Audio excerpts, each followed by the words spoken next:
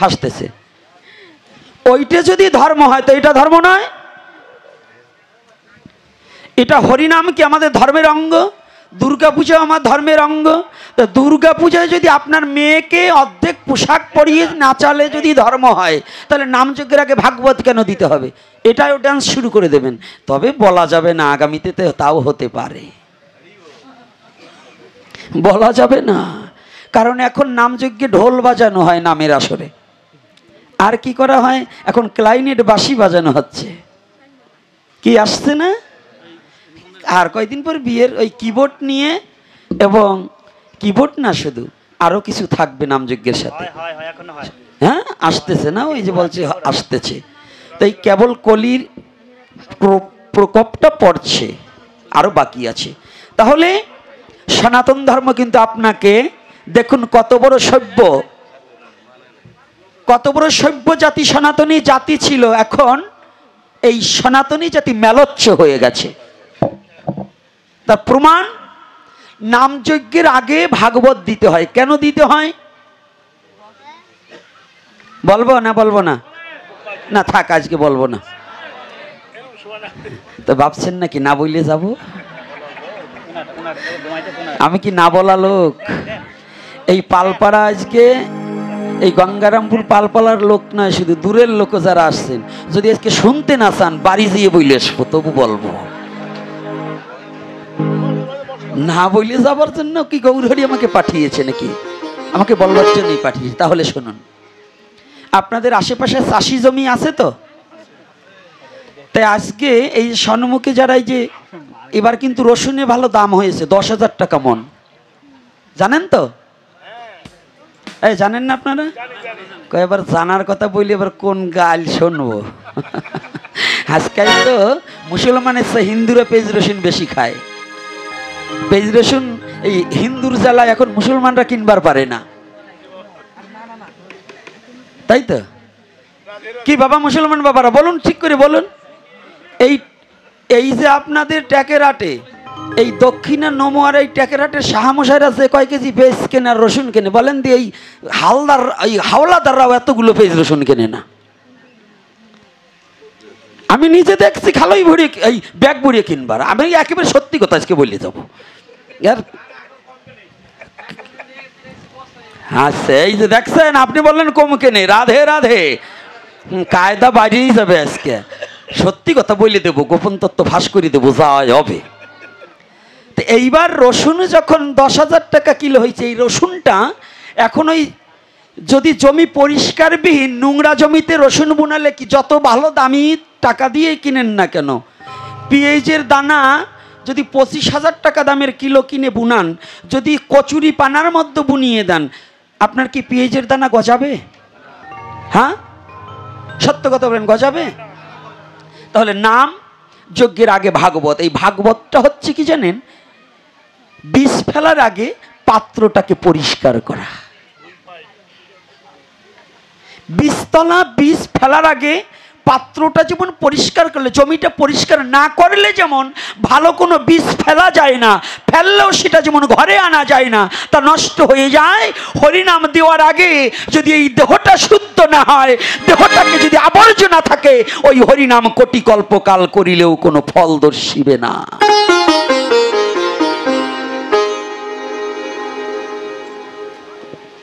বাবা রাগ করবেন না, কয়জন মুসলমান বাবা আসছে তো, তবু একটু ওদের পাড়ায় একটু না গেলে হয় না। যদি কোনো হাজি 23 বার হজ করছে কিন্তু মা বাবারে খেতে দেয় না, ওই ইতিমের সম্পদ জবরদখল করিয়ে খায়, আপনি বলেন তো, ও যদি সারা জীবন 51 বার হজ করে, এই হজ কি কাজে লাগবে? ও কি হাজি? হ্যাঁ? তো সনাতন ধর্মে যতদিন পর্যন্ত আত্মশুদ্ধ না হবে, যতদিন পর্যন্ত হৃদয়টা পরিষ্কার না হবে, এই দেহপাত্র যতদিন পর্যন্ত পরিষ্কার না হবে, কোটি কল্পকাল নাম জপ করিলে সে নামে কোনো ফল দর্শিবে। তাহলে এই দেহ জমিটাকে পরিষ্কার করবার নিমিত্তে এই নাম রূপ বীজটা যেন এই দেহরূপ জমিতে যেন বপন হয়। আর তার আগে ভাগবতীয় কথা হচ্ছে। ভাগবত কি? ভাগবত ভক্তি শাস্ত্র সারকার অভিরত। ভাগবত কোন শাস্ত্র? ভাগবত কোন শাস্ত্র? কি ভাগবত শোনেন না? নায়ক নায়িকা নাম বলবার বললে দিতে একজন 53 জনের নাম বলতে পারবেন। আর এই ভাগবতের কথা জিজ্ঞাসা করলে বলতে হবে, বলতে হবে। খালি এই 2-1 জন খালি তিলক পড়াগুলো বলবে কে? ভাত আপনারা খান না? তো যদি ভাত খেয়ে থাকেন, এই ভাত দিয়েছে কে আপনাকে খেতে? কে দিয়েছে? আপনি ইচ্ছা করলে খেতে পারবেন? আপনি ভাত রান্না করবেন কিন্তু খেতে পারবেন না। কারণ কি জানেন?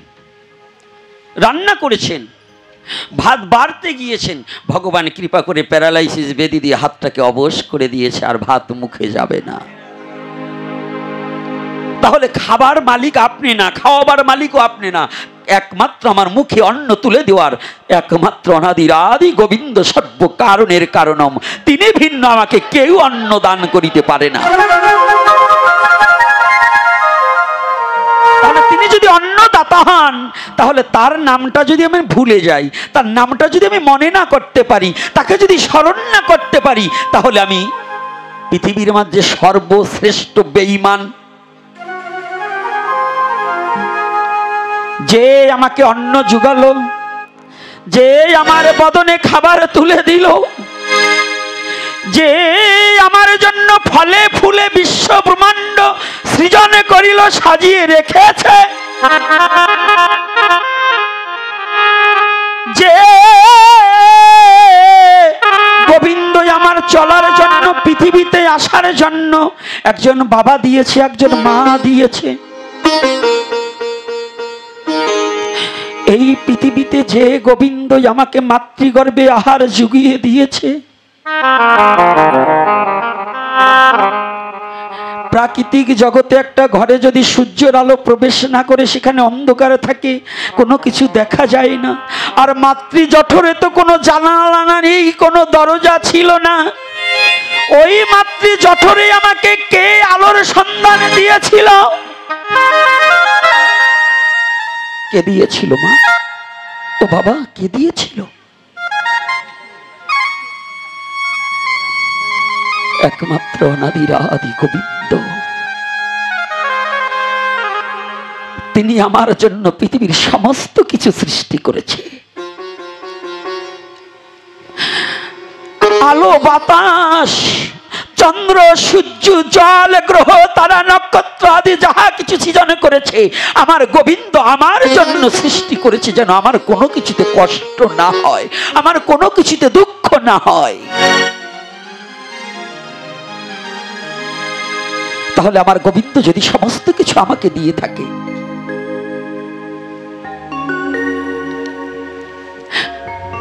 মাতৃ জঠরে আমাকে আহার যোগালেন আমার গোবিন্দ, আমাকে আলো বাতাস সমস্ত দান করলেন। আপনি কি একটিবার জীবনে ভেবে দেখেছেন? এখানে যত গুণীজন, কত জ্ঞানীজন, হিন্দু, মুসলমান, বৌদ্ধ, খ্রিস্টান, সমস্ত মানব জাতির কাছে আমার প্রশ্ন, নারী পুরুষ আজকে যারা এখানে এসেছেন, সমস্ত জাতির কাছে আমার প্রশ্ন, আজকে যত ধনাঢ্য ব্যক্তি হন না কেন, আজকে যখন শ্বাসকষ্ট হয়েছে, হসপিটালে নিচ্ছে, ওই হসপিটালে আপনাকে ভর্তি করে রেখেছে, আপনার পুত্র অনেক কোটি কোটি টাকা আছে, আপনি অক্সিজেনের সিলিন্ডার কিনতে হয়। যদি ডাক্তার বলে আপনার পিতার অক্সিজেন লাগবে, আপনার পুত্রের অক্সিজেন লাগবে, ওই অক্সিজেনের সিলিন্ডার কিনতে হয় ঘন্টা মেপে, তাই না বাবা? কিনতে হয় না মা? ঘন্টায় ঘন্টায় বিল পরিশোধ করতে হয়, জানেন?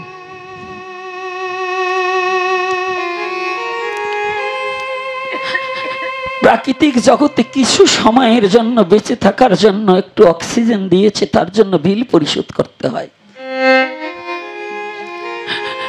পিতৃমস্তক হইতে মাতৃ জঠর হইতে এই পৃথিবীতে যতদিন আমি বেঁচে আছি, আমার গোবিন্দ বিনা পয়সায় আমাকে অক্সিজেন দিচ্ছে। আপনি বলুন তো, এই অক্সিজেনের মূল্য কি সারা জীবনে কেউ কোনোদিন দিতে পারবো?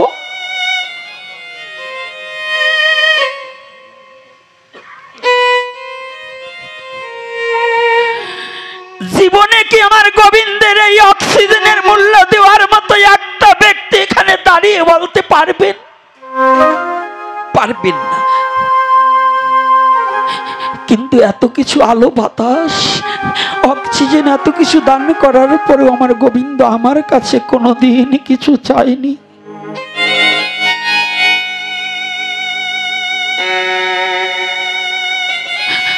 আপনি মা বাবা বলছেন, মা বাবাও সন্তানের কাছ থেকে চেয়েছে। প্রতিটা মা বাবা চায় আমি যখন অসহায় হয়ে যাব আমাকে আমার পুত্র ইনকাম করে আমাকে খাওয়াবে। কিন্তু আমার গোবিন্দ তো কোনোদিন আমার কাছে কিছু চায়নি।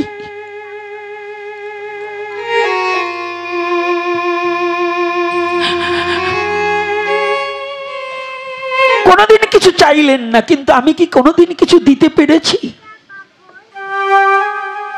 বলুন, দিয়েছি জীবনে কোনোদিন গোবিন্দকে? আজকাল আমাদের ভক্তরা বলে, হ্যাঁ আমি আজকে গোবিন্দের চরণে তুলসী দিয়েছি। ভক্ত, তুমি যে তুলসীটা দিয়েছো এই তুলসীটা কি তোমার?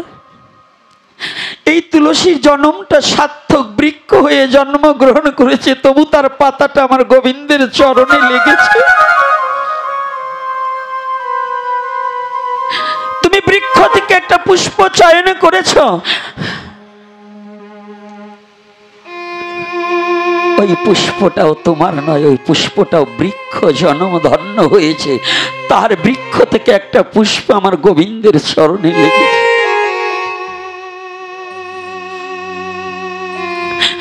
চন্দন বৃক্ষ নিজে তিলে তিলে ঘষে নিজের দেহখানা ক্ষয় করে আমার গোবিন্দর সেবায় লেগে গেল চন্দন বৃক্ষ হয়ে। বৃক্ষকুলে জন্মগ্রহণ করেছে, সে নিজের দেহখানা বিলীন করে দিয়ে গোবিন্দর চরণে পৌঁছে গেল।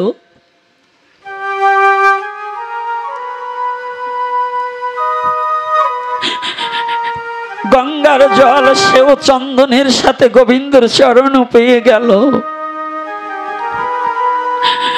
আর আমি পৃথিবীর সৃষ্টির শ্রেষ্ঠ জীব মানুষ হয়ে আমার দ্বারা কোনোদিন গোবিন্দ সেবা হলো না।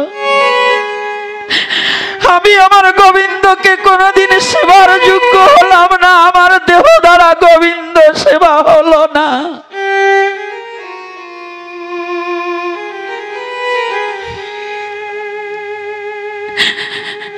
গোবিন্দ কোনোদিন আমার কাছে কিছু চাইল না।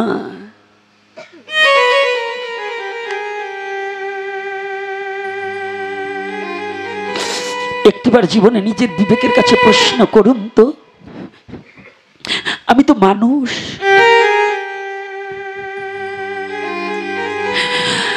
পৃথিবীর শ্রেষ্ঠ জীব হয়ে আমি কতটুকু শ্রেষ্ঠ কর্ম জীবনে করেছি? আমি আমার গোবিন্দের জন্য কি করতে পেরেছি? আমি আমার গোবিন্দকে কি দিতে পেরেছি? একটিবার প্রশ্ন করুন নিজের বিবেকের কাছে। যে গোবিন্দ সুন্দর দুটো নয়ন দিয়েছে, পৃথিবীর আলো বাতাস দর্শন করছি। যে গোবিন্দ সুন্দর একখানা বদন দিয়েছে, কত জনকে কটু কথা বলছে বদন দিয়ে। যে কথাটা যাকে বলা না যায় সে কথাটাও তাকে প্রয়োগ করেছি। গোবিন্দ সুন্দর দুখানা কর্ণ দিয়েছে, এই কর্ণ দিয়ে কুকথা শ্রবণ করতেছি। রসনা দিয়ে কুখাদ্যকে গ্রহণ করছি, হস্ত দিয়ে চৌর্যবৃত্ত পরের দ্রব্য চুরি করছি, পদ দিয়ে অসৎ কর্মে যাচ্ছি, বক্ষ দিয়ে কামিনীর সঙ্গ করছি। কিন্তু জীবনে কোনোদিন আমার দ্বারা আমি কোনোদিন একবার কৃষ্ণ বলে আমি ডাকি নাই রে। একদিন হা কৃষ্ণ কৃষ্ণ বলি আমি ডাকি নাই রে। একদিন ডাকি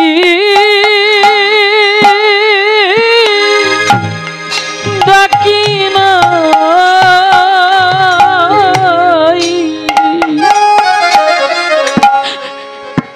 জীবনে একদিন কৃষ্ণ বলে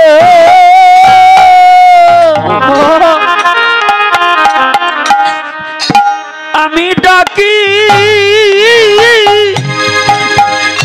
ডাকি নাই রে মুখে হাকরি জয় নিতাই গৌর হরি বল।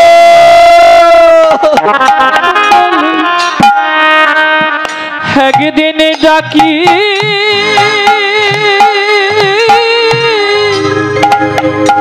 ডাকি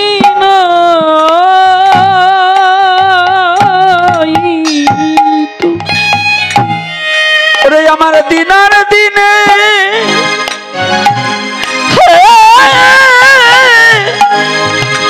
ওরে আমার দিনে চলে গেল গোবিন্দ জীবনে একদিন কৃষ্ণ বলে আমি ডাকি নাই রে আমার দিনে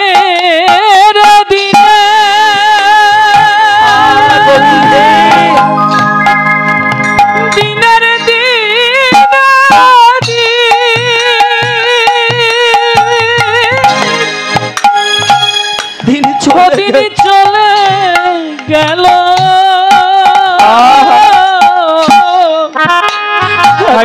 কৃষ্ণ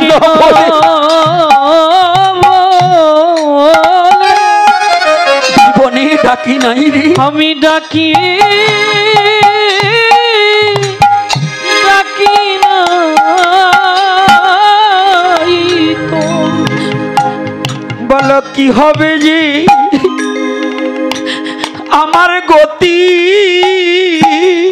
জগতে বলো বলো কি হবে আমার গতি ওরে আমার কৃষ্ণ চরণে একবার হলো না মতি বলো কি হবে যে ওরে আমার গতি আমার কৃষ্ণ চরণে নাই রে মতি কৃষ্ণ চরণে হলো না মতি বলো বলো কি হবে আমার গতি আমার গতি সারা জীবন বিষয়ে বাসনায় মত্ত হয়ে আছে অন্যায়টাকে ন্যায় ভেবে বসে আছি পরকে আপনে ভেবেছি কিন্তু আপনে অনাদির আদি গোবিন্দকে আমি পরে ভেবে দূরে ঠেলে রেখেছি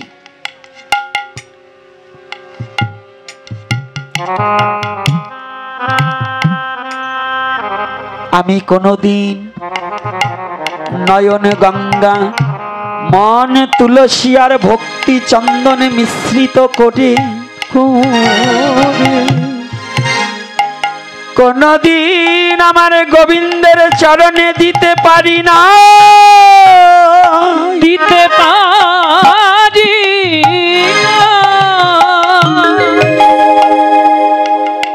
পরকে দিয়ে গোবিন্দ সেবা হয় আমার গোবিন্দকে আমার সেবা দিতে হবে পরের দ্রব্য দিয়ে গোবিন্দ সেবা নয় গো নিজের দ্রব্য দিয়ে গোবিন্দ সেবা আমি পরের দেবো কেন কেন ওই গঙ্গার জল টেনে আনবো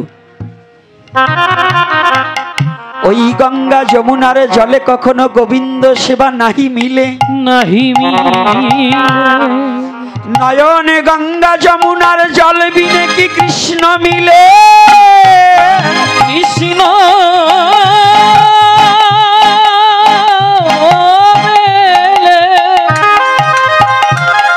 কৃষ্ণ বলে নয়নের জল কৃষ্ণ কি আর থাকিতে পারে, থাকিতে পারে। গঙ্গা যমুনার জল নয় বাবা, ও মা নয়ন গঙ্গা যমুনা, ভক্তি চন্দন আর মনটাকে তুলসী রূপে গোবিন্দের চরণে একবার সুপে দিতে হবে। এই নাম যজ্ঞের আগে ভক্তি শাস্ত্রটাকে হৃদয়ে ধারণ করতে হবে। ভগবানকে পেতে হলে ভক্তির দ্বারা যত ভগবানকে পাওয়া যায়, ভক্তিবিহীন ভগবানকে পাওয়া যায় না।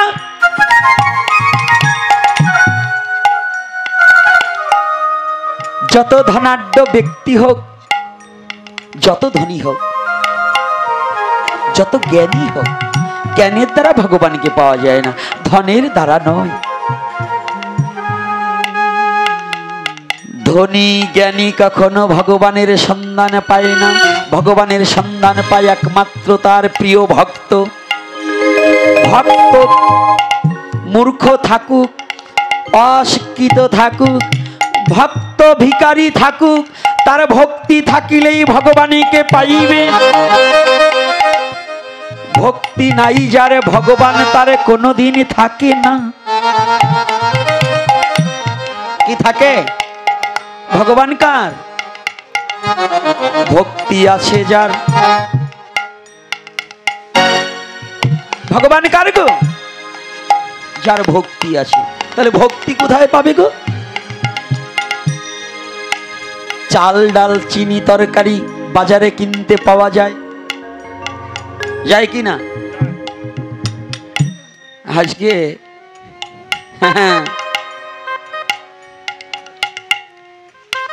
তাহলে ভক্তি কিনবার কি কোনো দোকান আছে?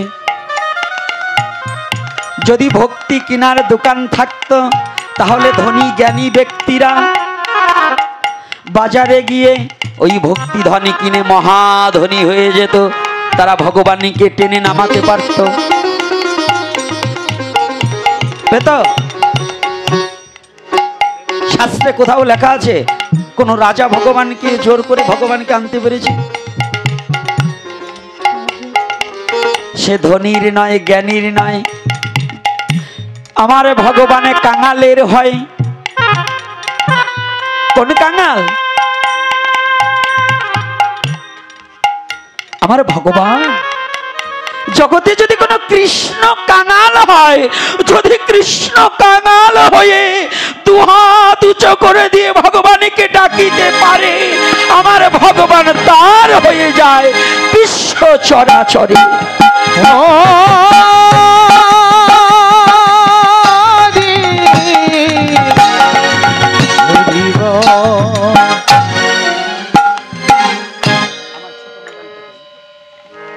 জয় শ্রী রাধে।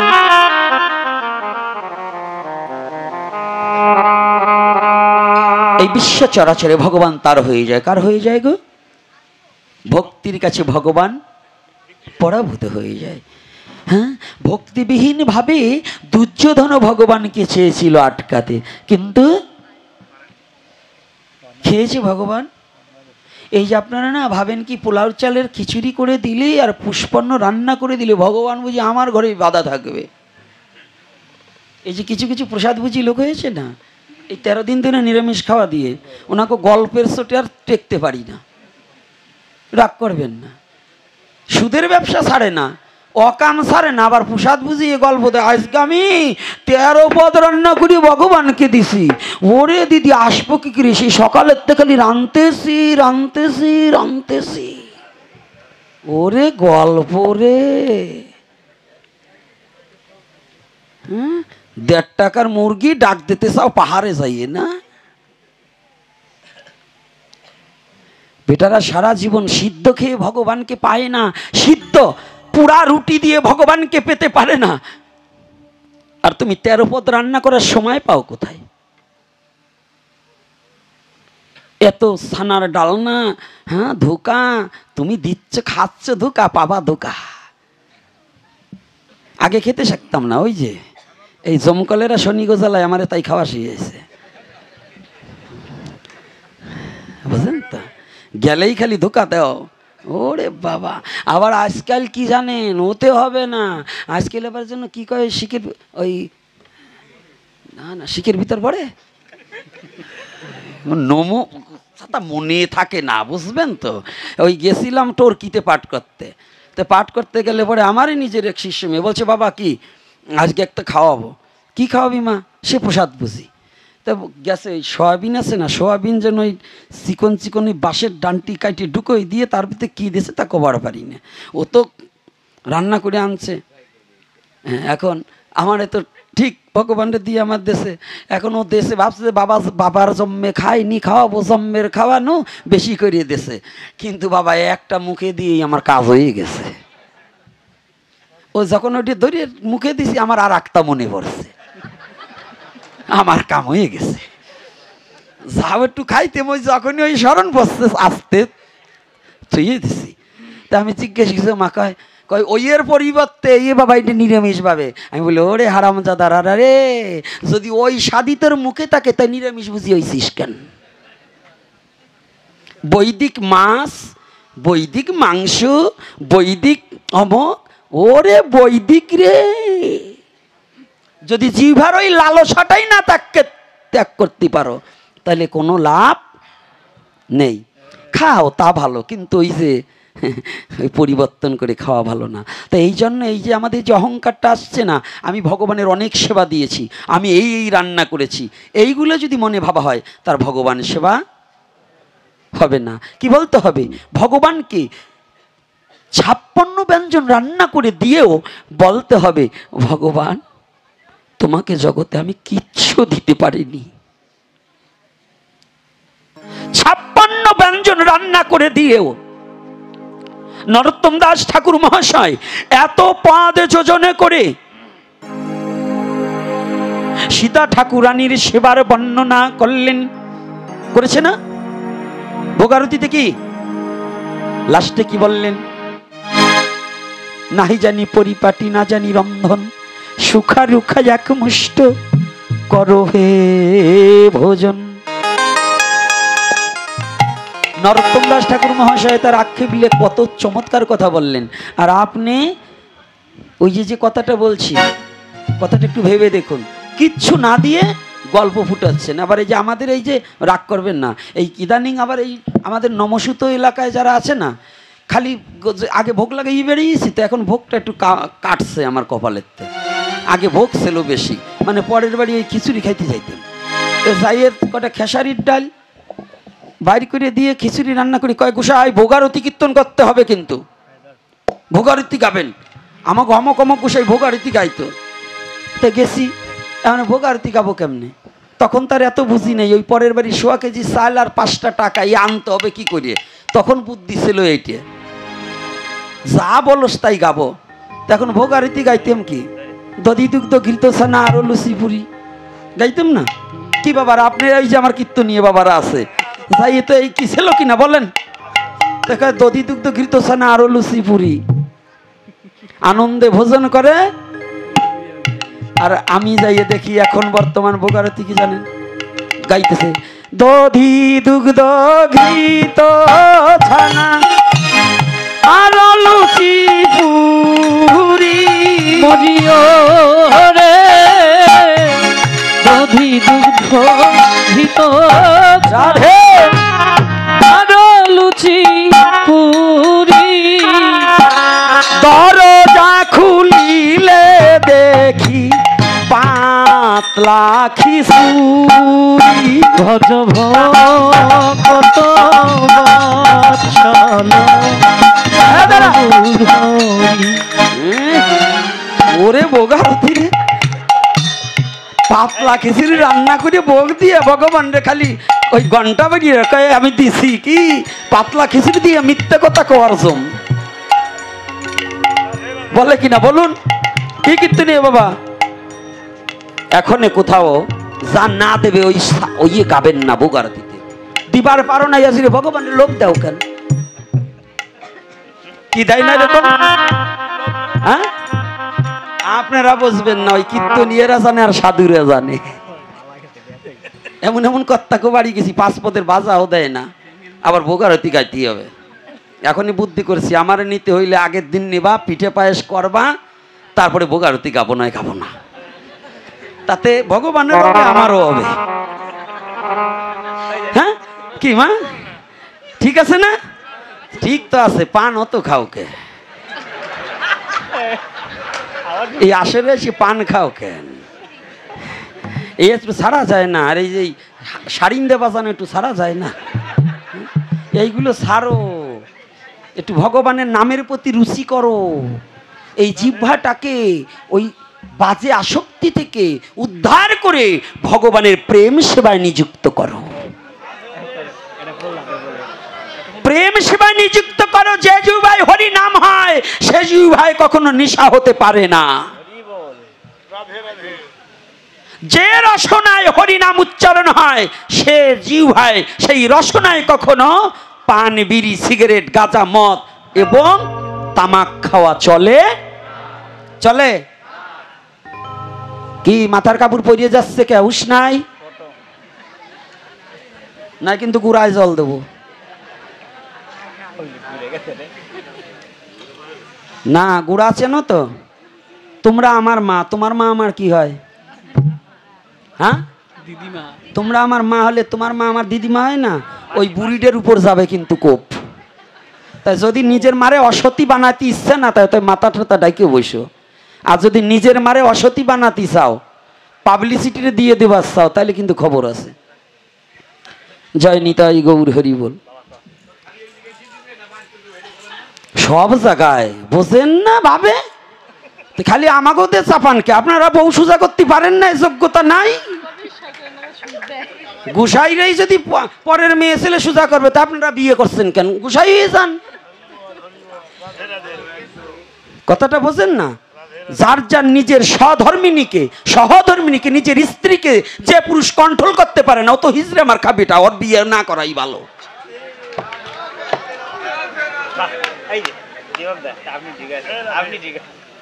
রাগ করছেন নাকি? রাগ করলে আমার কিচ্ছু আসে যায় না। রাগ করলে কি না করলে কি, গাছের তো পড়িয়ে গেল জন 5-7, যার যে জায়গা বেতা তার সেই জায়গা হাত। কেউ কেউ ভাববা নাকছে যে আমি যে আমার বউর মার খাই, এই গোসাই জানলো কি করি?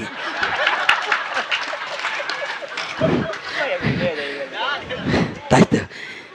আরে প্রমত ছেলেরা কি বুঝে আসে? আমি তো কিছু বুঝি না, ওরা আসে কে? রাধে রাধে। ওরাও এক সময় ভাবতেছে আমরাও তো ওই জায়গায় যাবো। যাক, অধিকার না বললে এইবার কিরে ভাই এদিকে তাকানো চাই। ভালো ভালো। তো এইবার দেখুন না, ওগো 1.5 কেজি বলা চলে না, অতটুকু বাচ্চা। তুমি ওই রকম ওদের মতো বর্ষ নাই, তুমিও দেখছি মোড়ামুড়ি ঘুরাঘুরি করতেছ, আর ও ঘোরাঘুরি করে নাই।